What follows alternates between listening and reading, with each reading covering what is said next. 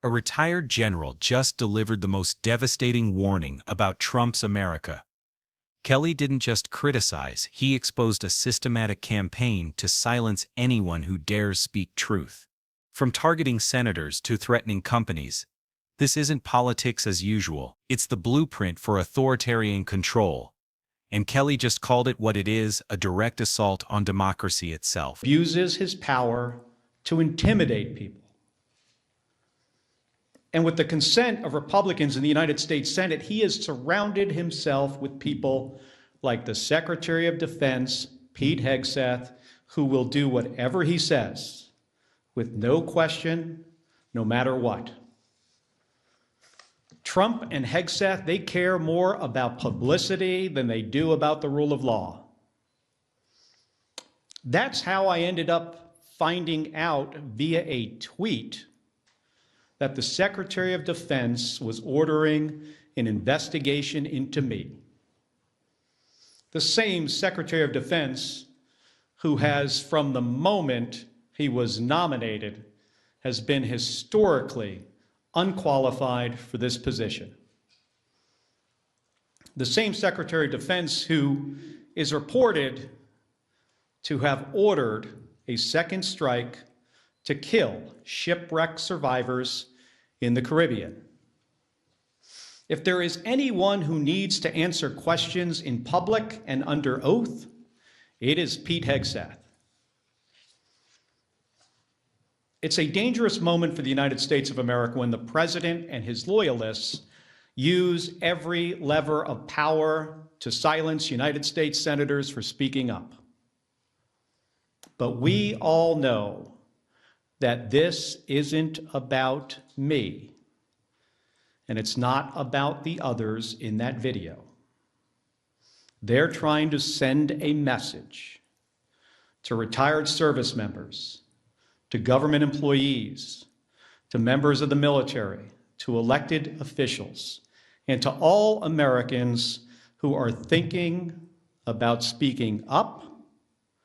You better keep your mouth shut or else.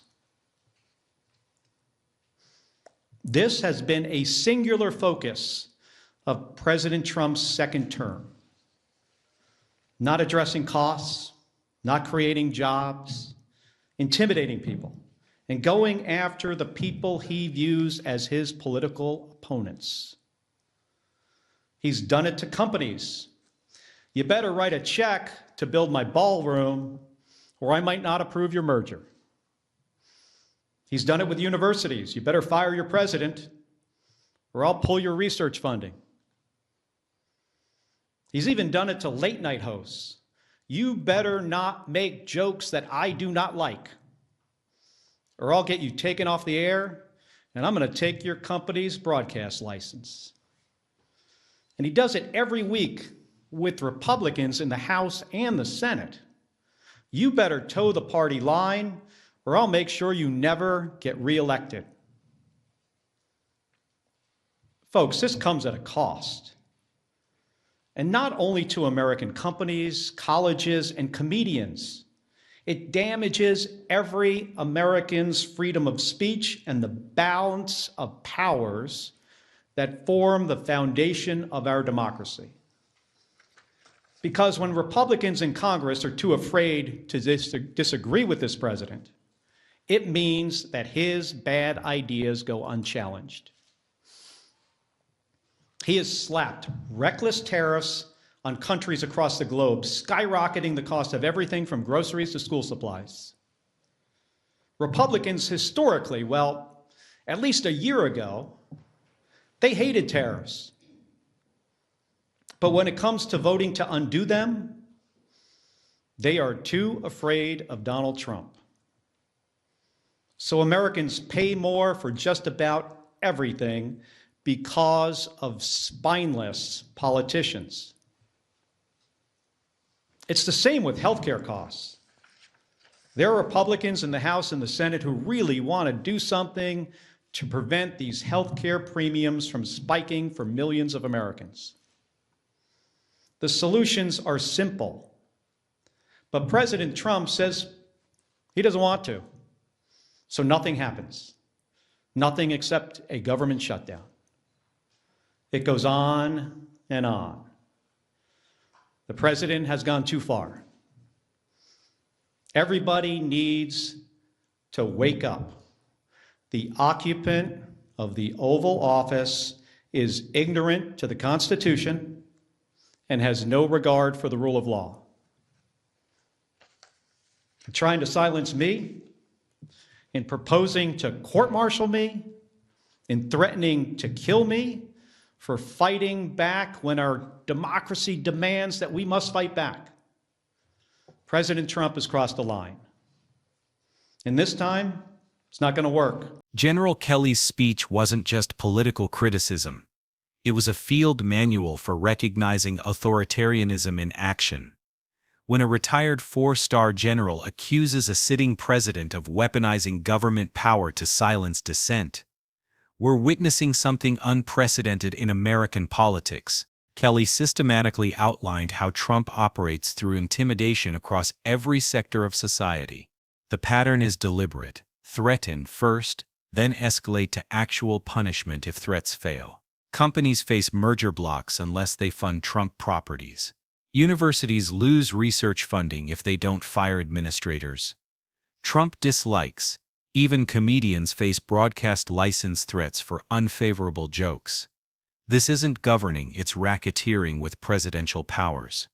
The investigation into Kelly himself demonstrates this playbook perfectly. Learning about a Defense Department probe through Twitter isn't bureaucratic incompetence. It's public humiliation designed to deter others. When Kelly mentions Pete Hegseth's reported order for a second strike against shipwreck survivors, he's highlighting how unqualified loyalists enable increasingly dangerous decisions. Kelly's most chilling observation involves Congress itself. Republican senators and representatives, historically independent voices, now vote against their own policy preferences out of fear. They oppose tariffs privately but won't vote to remove them publicly. They want healthcare reform but won't challenge Trump's opposition. This paralysis isn't partisan disagreement, it's institutional capture through fear. What makes this particularly dangerous is how it mirrors authoritarian consolidation in other democracies. When legislatures become rubber stamps rather than independent branches, the entire system of checks and balances erodes. Kelly witnessed this pattern during his military service in regions where democratic institutions gradually surrendered their autonomy to strongman leaders. The process always begins with intimidation of individual members before spreading to institutional submission. The consequences extend far beyond Washington politics. When Congress can't function independently, bad policies persist unchallenged. Tariffs increase costs for families while Republicans who privately oppose them stay silent. Healthcare premiums spike while potential solutions gather dust because Trump disapproves. Government shutdowns become routine because challenging the president feels too risky. Kelly understands that Trump's threats work precisely because people believe he'll follow through. The president's words carry weight not through moral authority but through demonstrated willingness to abuse power.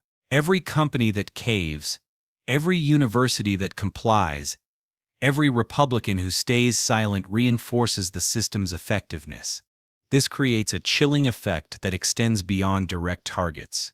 Career military officers, civil servants, and elected officials all receive the same message: conform or face consequences. When institutions designed to check presidential power become afraid to function, the constitutional balance collapses. Kelly's warning about court-martial threats and death suggestions isn't hyperbole, it's escalation. Authoritarian tactics typically progress from economic pressure to legal intimidation to physical threats. Kelly recognizes this progression and refuses to normalize it as typical political hardball. The retired general's courage in speaking publicly matters because silence enables the system's expansion.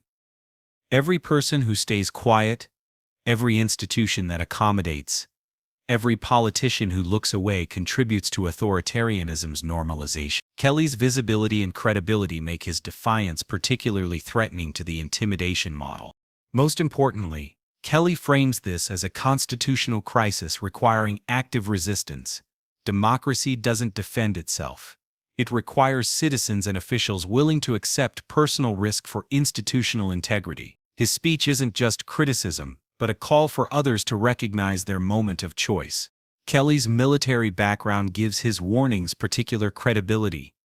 He's observed how democratic institutions collapse in other nations, often through gradual intimidation rather than sudden coups. His assessment that America faces similar risks isn't partisan speculation. It's professional analysis based on decades of studying how societies lose their freedoms. When career military officers sound alarms about domestic threats to constitutional governance, history suggests taking those warnings seriously. The stakes couldn't be clearer.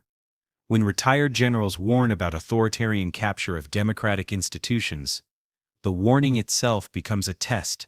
Will enough people listen and act, or will fear continue silencing necessary opposition? Kelly has chosen his side. The question now is whether others will find similar courage before institutional damage becomes irreversible.